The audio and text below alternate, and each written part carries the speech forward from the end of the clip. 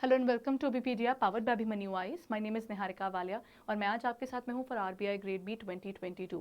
RBI grade B 2022 is out, यानी इसका official notification भी आज आ चुका है। Now when we talk about the official notification, they have clearly stated कि the syllabus, the working is going to be the same as it was in the previous years. That means there is no change in the formats. That's a good news for all those aspirants जो इतने समय से उसकी preparation कर रहे थे।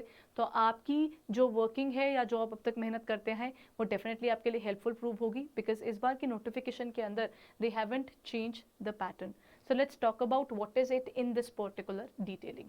चलिए discuss कर लेते हैं। सबसे पहले आपके पास यहाँ पर क्या गिवन है, आपके पास कैंडिडेट्स को अपनी एलिजिबिलिटी इंश्योर जरूर करनी है। आपकी मोड ऑफ एप्लीकेशन ऑनलाइन रहेगा। आपका ऑनलाइन एप्लीकेशन फॉर्म जो है वो इनकी ऑफिशियल वेबसाइट पर अवेलेबल हो चुका है आज से। मार्च 28 से लेकर अप्रैल 18 तक का आपके पास इसकी अवेलेबिलिटी है। फेज 1 जो है वो कंडक्ट किया जाएगा मई 28 को। Phase 2 paper 1, 2 and 3 online examination will be conducted on June 25। तो यहाँ पर आपका जनरल का होगा। उसके बाद जनरल पोस्ट के बाद जो DSIM और DEPR है उसका जो फेज 1 है वो जुलाई 2 कंडक्ट होगा और फेज 2 कंडक्ट होगा अगस्त 6 को। ठीक है, सो ये है उनकी basic detailing regarding this. Now moving on to the next area, आपके पास वही बेसिक इन्फॉर्मेशन गिवन है कि use of the mobile phones is banned. और उसके बाद यहाँ पर उन्होंने कैटेगरी वाइज उसकी डिटेलिंग डाली हुई है, यानी आपके पास अनरिजर्व के अंदर 109 पोस्ट हैं, SCs के लिए 32 हैं, देन STs के लिए 15 है, OBCs के लिए इट्स 59, देन आपके पास EWS के लिए इट्स 23 एंड टोटल में 238 वैकेंसीज निकल कर आई हैं। DEPR के लिए 31 है और DSIM के लिए 25 एंड बाकी इनके पास पर्सन विद डिसेबिलिटीज की यहाँ पर उन्होंने इन्फॉर्मेशन दी हुई है। So again it is already specified, इसके बारे में हम डिस्कस भी कर चुके हैं कि आपके लिए पेपर में इस बार डिसेंट वैकेंसीज डेफिनेटली आपको देखने को मिलती हैं। Now when we look forward to this, आपके पास बाकी डिटेलिंग के साथ में उन्होंने जिस जिस कैटेगरी को लोग बिलोंग करते हैं उनकी कोई कैटेगरीज के जो रिक्वायर्ड आपको फॉर्मेलिटीज पूरी करनी है उनको उन्होंने यहाँ पर बता दिया है। उसके बाद नेक्स्ट चीज तो यहाँ पर आपको स्पेसिफाइड दिखती है आपकी सर्विस कंडीशंस और करियर प्रोस्पेक्ट्स के रिगार्डिंग। पे स्केल डिफाइंड है, the pay scale has been revise, यानी आपके पास 55,200 पर मंथ की बेसिक पे रिवाइज हो चुकी है। पिछली बार this meant to be around 89,000 something और इस बार आपकी बेसिक पे रिवीजन के बाद जो 2017 वाला था वो रिवाइज हो चुका है। तो अब इनकी बेसिक पे के साथ में इनकी एक्चुअल पे at this point of time is 1,08,404 approximately. Along with that इनका HRA भी आपको मिलेगा अगर आपको अकोमोडेशन नहीं प्रोवाइड किया जा रहा। At the same time seniority के वाइज देखा जाए तो आपके पास जो है for the post of grade B will join as general category and जो स्पेसिफिक में जा रहे होंगे they will be taken in that particular DEPR और DSIM जो कैटेगरी है। देन उनकी परक्विजिट्स के बारे में डिफाइंड है, bank accommodation, reimbursement of expenses, आपके पास व्हीकल का भी आपके पास वो भी आप ऑफिशियल यूज कर रहे होंगे उसकी भी रिम्बर्समेंट की जाएगी। ठीक है, आपके पास व्हीकल की भी वहां पर आपको जो रिम्बर्समेंट की जाएगी। Newspaper, telephone charges, book grant, allowance, even आपकी फर्निशिंग की रेजिडेंस के लिए जो आप अलाउंसेस वो आपको प्रोवाइड करवाएंगे। उसी के साथ साथ में मेडिकल एक्सपेंसेस जो हैं वो भी this will be taken by the organisation. Interest free festival advances दिए जाएंगे। लीव ट्रैवल अलाउंस आपको मिलेगा, आपको और आपकी फैमिली को, self spouse and eligible dependents को। लोन्स आपको मिल जाएंगे for your housing, vehicle, education and consumable articles आपके पास जो होती हैं। देन पर्सनल कंप्यूटर्स, इन सब के लिए you will gate specific loans at a very you can say बहुत नॉमिनल सा इंटरेस्ट रेट रहता है इनका। देन सिलेक्टेड कैंडिडेट्स को यहाँ पर they will also be covered under NPS, new pension scheme के अंदर आपके पास ये कवर होते हुए दिखेंगे। ठीक है, चलिए आगे डिस्कस करते हैं। नेक्स्ट हमारे पास क्या डिटेल्स अवेलेबल है, इसके बाद जो इनिशियल आपके जो भी पर्टिकुलर पर्सन सिलेक्ट होगा they will be selected for a period of 2 years। उनका जो प्रोबेशन है यानी probation period is for 2 years। After that this can also be extended up to the area of 4 years। इनके बाद इन्होंने information दी है आप लोगों की एलिजिबिलिटी क्राइटेरिया के रिगार्डिंग। एलिजिबिलिटी क्राइटेरिया के अंदर नेशनैलिटी आपकी क्या है उसके रिगार्डिंग यहाँ पर इंफॉर्मेशन गिवन है। देन नेक्स्ट उनके वहां पर इन्होंने एक जो आपके पास देखने वाली चीज ये है कि जो एज लिमिट इस बार ये लोग ले रहे हैं, the age limit cut off is the 2nd of January। Actually ना 1st of January उन्होंने स्पेसिफाई किया है दैट एनीबडी हु इज, देखिए यहां पर, okay there it is, age limit वहां पर आपके पास स्पेसिफाइड है, it is age on Jan 1 2022। अब वहां पर आपके पास जो भी पर्टिकुलर पर्सन Jan 1 को 21 का हो चुका था, उससे पहले ही था, या फिर जो भी पर्टिकुलर पर्सन Jan 1 से पहले 29 का था, वो यहाँ पर काउंट होगा। He must not have attend the age of 30 before this particular year. ठीक है, सो जो भी पर्टिकुलर पर्सन है have been born not earlier than January 2 1992 और 2001, not later than January 1 2001।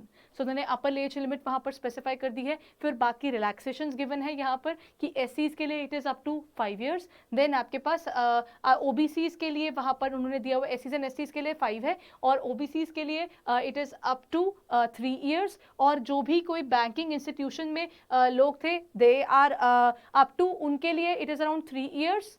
And ये आगे एक इंपॉर्टेंट चीज ये आ जाती है कि फॉर द कैंडिडेट्स जो किसी स्पेसिफिक गवर्नमेंट ऑर्गेनाइजेशन यानी किसी शेड्यूल्ड बैंक में काम कर रहे हैं, या किसी पब्लिक सेक्टर इंश्योरेंस कंपनी के अंदर काम कर रहे हैं, या फिर वो लोग AIFIs के अंदर, एग्जिम बैंक के अंदर, NABARD, या फिर आपके पास SIDBI, इन सब में काम कर रहे हैं, they can also apply for this. और वहां पर उनकी जो एज लिमिट है it has been extended up to 3 years more, यानी वो 33 years की एज तक यहां पर आरबीआई के लिए अप्लाई कर सकते हैं।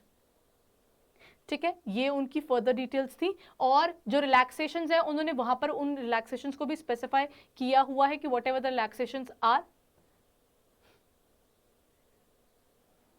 ये रहा। अब अगला पॉइंट आ जाता है मिनिमम क्वालिफिकेशन के साथ। आपकी मिनिमम क्वालिफिकेशन क्राइटेरियाज क्या है? According to them the minimum qualification criteria goes like this. इनकी जो कोई भी पर्टिकुलर स्टूडेंट है जो कि 60% अबव लाया है अपनी ग्रेजुएशन में, वो अप्लाई कर सकता है। What if the particular student is not able to get more than 60% in their graduation, तो आपकी पोस्ट ग्रेजुएशन में 55% अबव आपके मार्क्स रहने चाहिए। सो 55% आपके अगर मास्टर्स में आ गए तो आपके ग्रेजुएशन में अगर नहीं भी है तो वो काउंट नहीं होंगे। साथ ही साथ इस केस में एक इंपॉर्टेंट चीज तो आपके देखने वाली ये हो जाती है कि आपके पास यहाँ पर जो एससीज एसटीज हैं उनके लिए जो ग्रेजुएशन है दैट इज 50%, लेकिन जो पोस्ट ग्रेजुएशन है वो क्लियर होनी चाहिए। एंड जो आपकी ग्रेजुएशन है उन्होंने वहां पर स्पेसिफाई कर दी है that in terms of your graduation you should have cleared it before time. आप जब अप्लाई कर रहे हैं उससे पहले आपका क्लियर, आपका रिजल्ट जरूर आ चुका हो, तो ताकि आपको कोई दिक्कत ना आए। रेस्ट उन्होंने एक इंपॉर्टेंट इंफॉर्मेशन और दी हुई है, एंड वो ये रही, ग्रेजुएशन में उन्होंने बताया हुआ है कि एटलीस्ट आपकी ग्रेजुएशन 3 years की होनी चाहिए, और अगर आपकी पोस्ट ग्रेजुएशन है तो it should be of 2 years। ठीक है, तो ये एक इंपॉर्टेंट चीज देखने वाली है। वो बेसिक उन्होंने डिफाइन किया हुआ है कि उनके लिए ग्रेजुएशन और पोस्ट ग्रेजुएशन का मतलब क्या आ जाता है। देन आपके पास DEPR और DSIM के भी उन्होंने डिटेल्स दी हुई है कि DEPR is based upon the economics. So आपके पास वहां पर उसकी इकोनॉमिक्स और फाइनेंस के पॉइंट ऑफ व्यू से उन्होंने इंफॉर्मेशन दी हुई है। ठीक है, सो यहाँ पर नेक्स्ट हमारे पास क्या आ जाता है, DEPR के अंदर मास्टर्स ऑफ इकोनॉमिक्स चाहिए उस पर्टिकुलर पर्सन को who wants to apply for this organisation, या मास्टर डिग्री इन फाइनेंस होनी चाहिए, या MBA होनी चाहिए उनके पास specialised in terms of economics as well as in the finance area. And उसके बाद for DSIM it is like उनके लिए दिया हुआ है कि masters degree in statistics and mathematical statistics, mathematical economics, econometrics, उस सब में इन्वॉल्व होने चाहिए वो। और उनकी पोस्ट ग्रेजुएशन भी यहाँ पर हो सकती है, post graduate diploma in business analytics. So DEPR और DSIM की जो है इनकी थोड़ी स्पेशलाइज्ड जॉब्स आ जाती है, there is a specialised cadre for that. While जो जनरल है उसके अंदर आपके पास कोई स्पेसिफिक डिग्री नहीं बताई गई है, but you just have to clear your graduation by more than 60% marks, and जो पोस्ट ग्रेजुएशन है by more than 55%। जिस मर्जी को क्राइटेरिया को आप फुलफिल करते हैं you can apply for that. अगर किसी भी कॉलेज के केस में ये हो सकता है कि वहाँ पर 10 पॉइंटर स्केल फॉलो किया जाता है, CGPA फॉलो किया जा सकता है, तो 6.75 अबव है तो 60%, 6.25 आपके उससे ऊपर है तो इट इज़ 55, 5.75 50% के अराउंड है। दैट मीन्स आपको ये कन्वर्ट करके चलना होगा कि आपकी जो एग्रीगेट परसेंटेज है वो उस मिनिमम क्राइटेरिया से अबव है, तो आप इस पेपर के लिए अप्लाई कर पाएंगे। बाकी इन्होंने एक और चीज वहां पर स्पेसिफाई की हुई है कि number of attempts are restricted for the general category up to 6 attempts appearing के, यानी अगर आप इस पेपर में 6 टाइम्स अपीयर हो जाते हैं then you can not appear for the 7th time. So that means यहाँ पर वो आपको कैटेगरी में एक रिस्ट्रिक्शन देखने को मिलती है। इस रिस्ट्रिक्शन का मतलब ये कि अगर आपने पेपर में आप बैठ गए हैं, आपने अप्लाई किया लेकिन पेपर नहीं देकर आए, दैट इज नॉट इंक्लूडेड, लेकिन अगर आप पेपर देने गए तो वो काउंट होगा। सो अगर आप if you have appeared 6 times तो वहां पर you can not apply further, but जो एससीज है उनके लिए ऐसी कोई रिस्ट्रिक्शन नहीं है। नेक्स्ट आपकी जो स्कीम ऑफ सिलेक्शन है वो उन्होंने बाकी बताया हुआ है, कहाँ कहाँ पर इनके सेंटर्स हैं, all the details are given here. Next when we look forward to it, बाकी इनकी हाउ टू अप्लाई की डिटेल्स गिवन है। आपको क्या करना होगा, इसके अंदर जहां पर भी www.rbi.org.in है आप वहां पर क्लिक कर सकते हैं या ऑनलाइन अप्लाई डायरेक्टली कर सकते हैं। इसके ऊपर इनकी वेबसाइट के ऊपर रजिस्टर करना है आपको and you can look forward to it. Okay चलिए, आपके पास ये आया, इसकी डिटेल्स इसी लिंक की जहां पर आपको अप्लाई करना है वो इसी के अंदर आपको अवेलेबल है।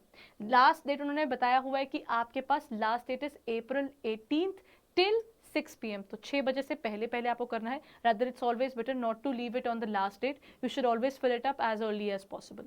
साथ ही साथ उन्होंने उसके जनरल जो बेसिक डिटेल्स हैं वो प्रोवाइड की हुई हैं कि आपको अप्लाई कैसे करना है, क्या उसके अंदर अप्लाई करने के लिए रिक्वायरमेंट्स हैं, तो वो आपको सारा मिल जाएगा। हाउ टू अप्लाई के अंदर प्री रिक्विजिट्स यानी आपकी फोटोग्राफ, आपके सिग्नेचर थे, जो आपका लेफ्ट थंब का इंप्रेशन और आपकी हैंडराइटिंग में कुछ लिखी हुई चीज़ें, तो दे हैव स्पेसिफाइड कि आपको क्या लिखा हुआ होना चाहिए। ठीक है, सो ये उन्होंने उसकी पूरी क्राइटेरिया दी हुई है। So whenever you are applying, so इन बेसिक क्राइटेरियाज को फुलफिल जरूर कीजिएगा।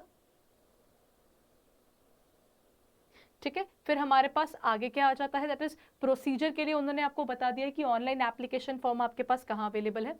Next let's move forward further.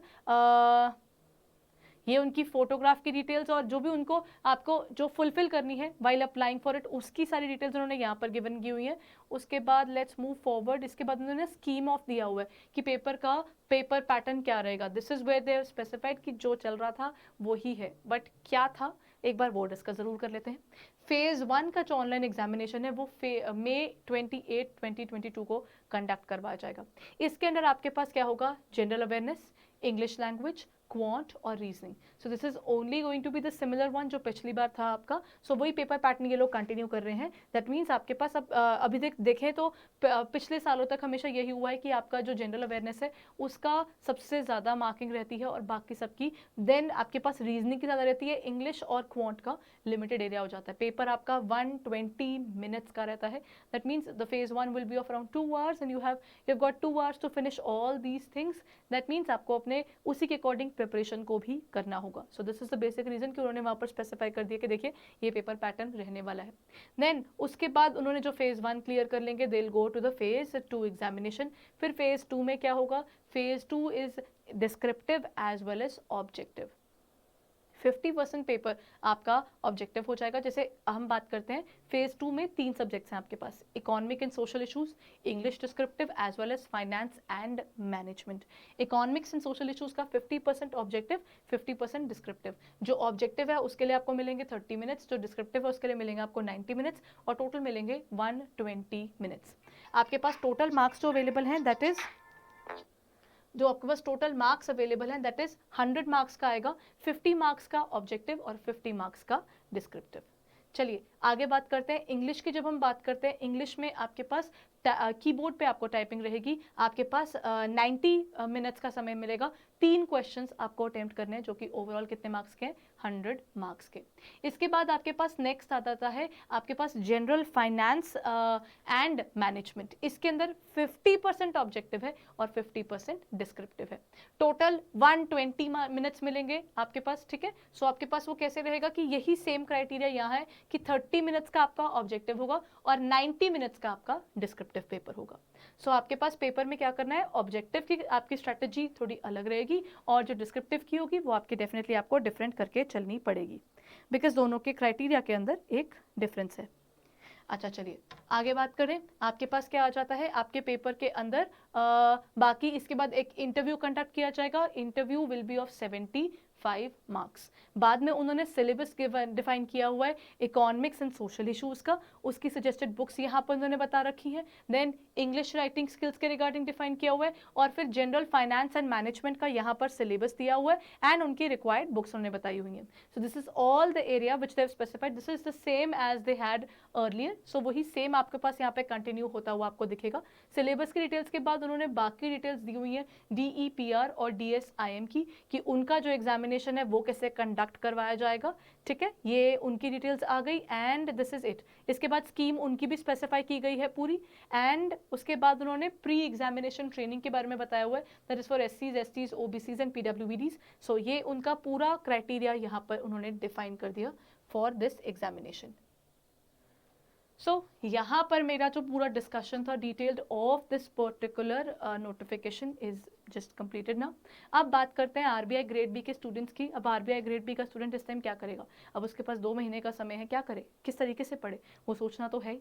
सो अगर आप इस चीज़ के बारे में सोच रहे हैं या शुरुआत कर चुके हैं और आपको आइडिया है कि पेपर कैसा है कैसा नहीं, और अभी तक आपने अभी PDF के पोर्टल पर जाकर चेकआउट नहीं किया, then this is what I can tell you, kindly go head and check out our portal. हमारे पोर्टल पर आपको RBI ग्रेड बी के एस्पिरेंट्स के लिए 7 डेज का एक कंप्लीट फ्रीडम मिल जाती है। Go ahead and have a trial. उस ट्रायल के अंदर आपको हमारी जो भी उस समय लाइव क्लासेस चल रही होंगी वो आप रिव्यू कर पाएंगे, देख पाएंगे क्या पढ़ा रहे हैं टीचर्स, क्या है एग्जैक्टली RBI ग्रेड बी के अंदर हमारे पोर्टल के ऊपर, वो आपके पास सब कुछ अवेलेबल हो जाएगा। आपको प्रीवियस ईयर पेपर्स के साथ साथ आपको MCQs अनलिमिटेड आपके पास वीडियो MCQs के टेस्ट मिल जाते हैं, वीडियो क्लासेस तो हैं ही, उसके साथ में वेब नोट्स भी मिल जाते हैं। सो एक पर्टिकुलर पोर्टल पर you will get the entire detail for RBI grade B. So बस I just take around 5-4 minutes and I let you know कि अगर एक RBI ग्रेड बी का स्टूडेंट प्रिपेयर कर रहा है और they are looking forward to RBI grade B further, so आप क्या कर सकते हैं, हमारे पोर्टल को ज़रूर चेकआउट कीजिए। और क्या है हमारे पोर्टल पर, just giving you a quick brief information about it. चलिए let's move forward to that.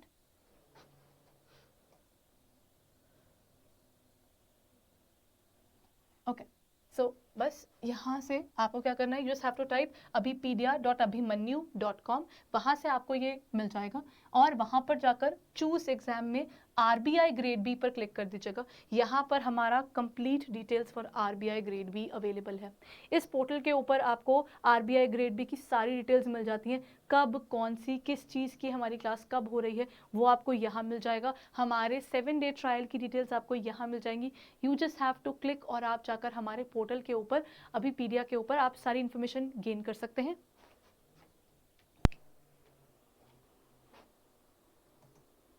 सो ये हमारी जितनी भी अपकमिंग क्लासेस होती हैं वो आपको यहाँ दिख जाएंगी। आप नीचे स्क्रॉल डाउन करेंगे तो आपको हमारे वीडियो कोर्सेज, टेस्ट सीरीज और माइक्रो कोर्सेज, उन सब की डिटेल्स यहाँ मिल जाएंगी। सो ये रहे हमारे complete course for RBI grade B. उसके साथ में आपको फेज़ 1 का भी दिख जाएगा, फेज़ 2 का भी दिख जाएगा।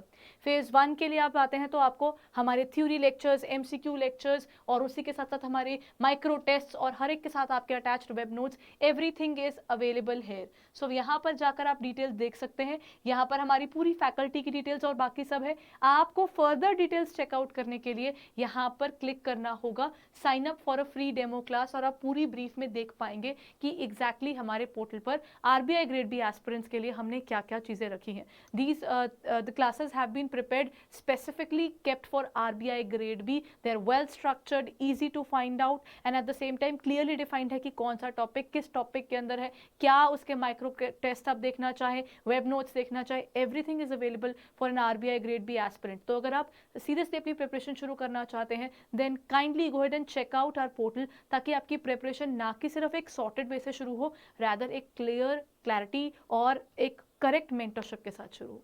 So go ahead guys and check out our portal now for RBI grade B. RBI grade B notification is officially out today. That means the battle has definitely begun. Now it's time to start with your struggle and complete your preparation and revision in time, ताकि paper तक आपका confidence level और enhance हो। Thank you and all the best.